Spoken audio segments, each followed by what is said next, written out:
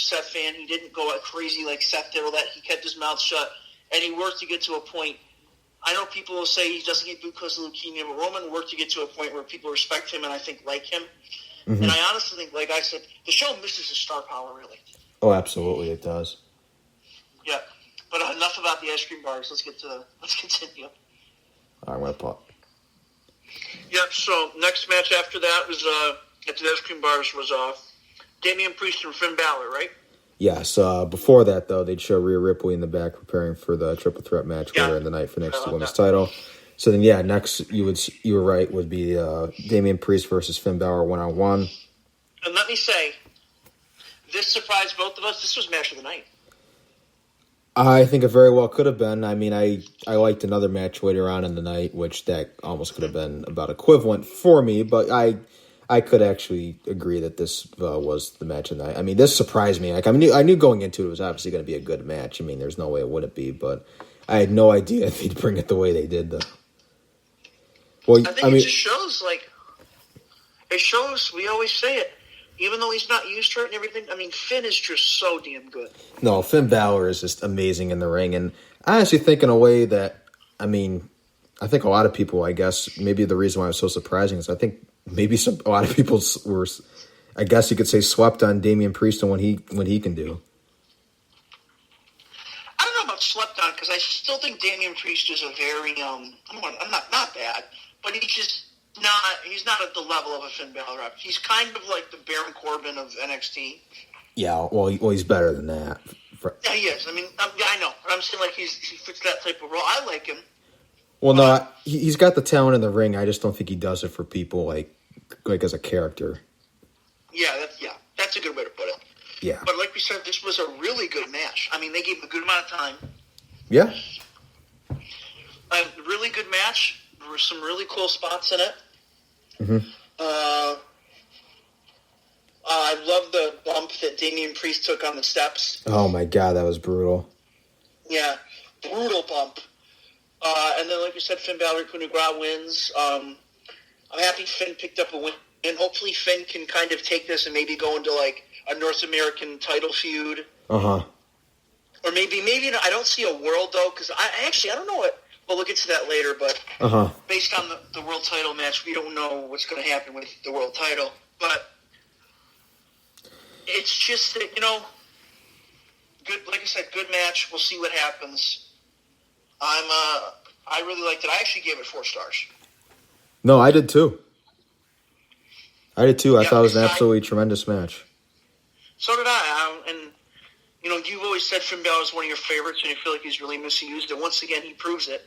I don't know why they don't just use it. If they use Finn Balor right, he'd be the biggest star in the company. Well, it's like he has all the talent, and he can talk. Yeah, like I actually thought at first when they turned him heel, I actually thought that was some of the better promo work he had done since he had gone to the WWE. Well, if you don't think Finn Balor can talk, go and watch some Prince Devitt stuff from New Japan. Absolutely. I mean, the guy can talk when he's leader of Bullet Club and all that. The guy can talk, and he's really charismatic, and he's just really fucking good. And he's just, for some reason, he's not in the main event picture wherever he goes, and he absolutely should be. Yeah, because, well, obviously his first run in NXT is obviously the best thing he had done. Like there, he was actually, for a period of time, I'd say probably the guy. He was. Yeah, and he's on that Mount Rushmore of like NXT for sure. Probably along, I'd say, with like Johnny Gargano, Tommaso Ciampa, and then Adam Cole. That's probably like my 4 right there. Yeah. But yeah, I agree with you. I don't understand why he just finds himself in like some of these slumps. I guess maybe here it's like, I mean, he had the match with Damian Priest, which I mean, like I knew as I said, I knew going into it was going to be good. I guess the reason why I couldn't fully get into it going into it was not necessarily because of the people that were involved. It's just he had the match with Cameron Grimes that week in NXT, and then afterwards, Priest would attack him, and then that was basically it right there. There wasn't really like anything else to add on to it. So it's like talk about no build. I know. So it's like you have that, and then it's like there's your match. So that's why I couldn't fully get into it. And also, I know we're covering we got to cover Damian Priest too. He did a phenomenal job tonight. Oh, he did. Like he was hitting some like high impact moves, and I remember that modified top rope choke slam he did. That was a great move. Yeah. took that awesome bump on the steps like we talked about. Oh, my God. Overall, in my opinion, this was match of the night. You are right, though. You could say it was another one we'll get to later. Mm-hmm. But great show. I mean, great match. Uh-huh. And it's interesting. I'm interested to see where both guys go from here, actually. Yeah, I don't know what happens with Priest. I think Balor 1 year, I would assume that Balor moves, maybe not like he moves into the title picture. Yeah. I don't know if he's necessarily the number one contender, but he moves into that area. Oh, he's got these. Yeah, you got to think he would. Although Balor kind of got messed up too because he picked up that huge win over Johnny at Takeover Portland, and then he got messed up with the pandemic and everything because he was supposed to go against Walter. Yeah. And then obviously that can't happen now. Although I think they did basically imply that like at some point they are still going to do it. Mm-hmm. And that would. I'm excited for that. That match would be killer as well. Yeah, I was at first I didn't know what to make of it just because how they built it up. Like as I said, like if it's Finn Balor and like Walter, I mean, there's no way that match isn't like if that was like an NXT like Takeover UK, I say Takeover UK because I mean even on Takeover it could be like the normal Takeover like here it could like still be great as well. So it's like if they like make that the main event, like that could deliver and be 5 stars. Yeah, I mean I'm excited for that. Obviously, this was a really good match. I hope we actually see them use Balor more after this. Mm-hmm. But I don't really have anything else to say about this. Yeah, I think whoever wins here, like whoever won this match, whether it would have been Priest or Balor, that has to set him up for like something, like a title match or something of some kind. Yeah. But they'd already done Damian Priest and for the North American title and stuff, so. And I couldn't see him. Well, I guess maybe it depended on who won the world title match. But either way, I couldn't see him winning that just yet because he's still kind of new there in a way. Like he's been there, but like he hasn't been there for like years or anything like that. Yeah. Mm-hmm. So yeah, 4 stars from both of us. Great match. And the next to do the Adam Kroll IcoPro commercial. That was great. Yeah. Once again, just the throwbacks, and that's pretty creative stuff. I'll give him that. Yeah, it is. Like I thought the way they put together the show in a lot of ways, just the feel of it was like creative. The in your house and everything. Like, it was fun to see kind of the throwbacks. It's fun to see the throwbacks, like even with the set, and it's just like this is the kind of stuff that we were praising like AEW for, like last month. Being creative with sets. Yeah, being creative with sets and like even like just with the show, it's like. Make the most of like the given situation, and I think that's what they did here. Because like a Double or Nothing, like he even had the Spring Stampede match. Well, I mean that put everything that match right there is like it's like such a like high level of like just creativity and just like pure entertainment and everything. Like that's like in a class of its own. But I mean it's stuff like I don't know. It's just like take advantage. Like we're like an unfortunate times like with. Everything and with there not being able to be like a crowd and like them being able to travel and do all these different things, so it's like just make the most of like a bad situation, which I thought they did here, so I give them like all the credit for that. Even at WrestleMania, it's like it may have not been like the greatest show ever, but I mean like I thought, granted for the most part they did their best to put on whatever they could with it and a decent show. So I mean I still give them praise for that, given all the like negatives they had to go up against. They had a lot of disadvantages. For sure. And this is probably the best in your house of all time. Yeah. Oh my God. Showing you how bad the in the houses were back in the day. I think the only one off the top of my head I can remember that was probably enjoyable was the Canadian Stampede they did when it was the Hart Foundation against Austin Shamrock and in like the Legion of Doom. I think that was that was cool, but that's the only one I could really think of I could think of in like a positive way off the top of my head. But then next we'd have Io Shirai in the back preparing for the women's title triple threat match for later in the night as well. So then next we would have our third match of the night for the NXT North American Championship. It would be Keith Lee defending against Johnny Gargano. What a match here too. Johnny Gargano gets the living shit beat out of him in every takeover match he's in. No, he knows how to take a good beating, but See, this was different though because in all those other takeover matches, he's like, he's like the ultimate baby face, the underdog.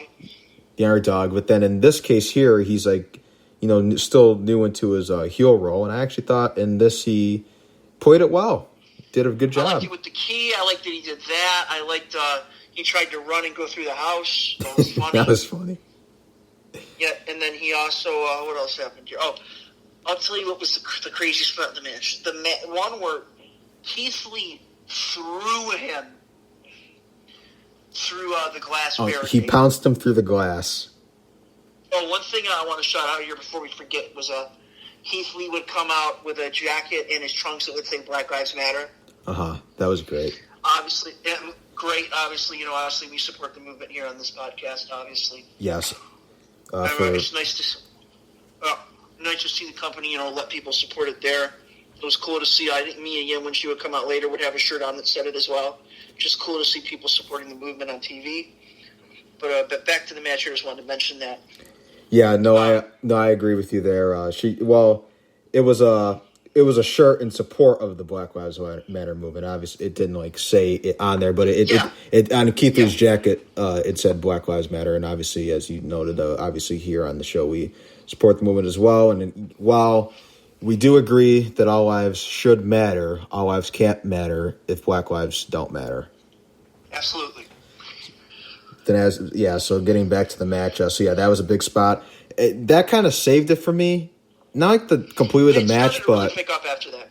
It did pick up. It did pick up after a while because in the early stages, Lee was kind of toying with him a bit. And then Johnny tried to when Johnny started working the fingers. Yeah. It started to get good. Yeah, he tried to pick his spots. You can't have Johnny does the underdog thing. You can't have Johnny be the underdog because the comeback when he's the heel, obviously. So you had to have him work the fingers. That was huge.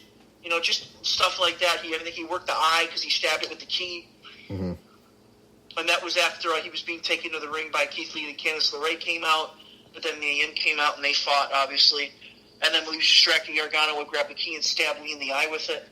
And then I thought he was going to get the win after he DDT'd him there. Yeah, he did. After he stabbed him with the key. Yeah, he did the tornado DDT. Yeah, I thought he was going to get the win there. I did as well. I thought for the most part the psychology in this match was good as well. The only thing, the pounce kind of saved this. The pounce through the glass kind of just saved it for me because it was just that holy shit moment out of nowhere. It was that oh shit moment, yeah. But before that, I was kind of confused because there's the part where there was going to be a double count out, but then you get back in the ring and then you tell the ref not to count him out. That was kind of strange to me. And get out. Yeah, just get back out of the ring and just break the count. Yeah, I didn't understand that. That was weird. Yeah. I guess they did it to set up him getting tossed through the glass, but even then, it was just weird to see because why would the ref stop counting in this situation? Yeah, that was really my only takeaway. Probably that and just the first few minutes I wasn't really into, but outside of that, I thought the rest of it was really great. Same with me. I liked it a lot too. And Lee's selling in this was really good too, working against a smaller guy. Oh my god, yeah, Lee did a good. Keith Lee can work with anyone. He is so good. I know he's one of the already. He's one of the best big men talents in the history of the business. He's so good. I love Keith Lee. Every time Keith Lee's on TV, I have to watch because he's just so captivating and so good. Yeah. You have a guy like Keith Lee, and honestly, we said it before, Keith Lee is the type of guy that great in a Brock Lesnar feud, something like that. Mm-hmm. But it's not just that he's a big man that's intimidating or that. He's a big man. He's one of those rare big men that can actually work with smaller guys and put on a great match. Yeah, he's kind of stand there. Because I think, Braun's great. Braun kind of has trouble sometimes with putting on good matches. Well, yeah, he couldn't work with the smaller guys like Lee does. Those matches they did with Roman back a few years ago, those were fun. They were, but in the you beginning. Need guys like that. Yeah. You can't have. He's not going to be able to work with a Johnny Gargano because I don't know if he sells that way. But Keith Lee is just a beast. He's so good. He's great at selling like that. He sold this match. I actually believe that Johnny was being able to take control because of how good Keith was selling. And then he made the comeback. He had his great moves. He would end up winning. And it's very interesting. My guess would be, and I would hope, I don't know, the feud with Johnny may not be over,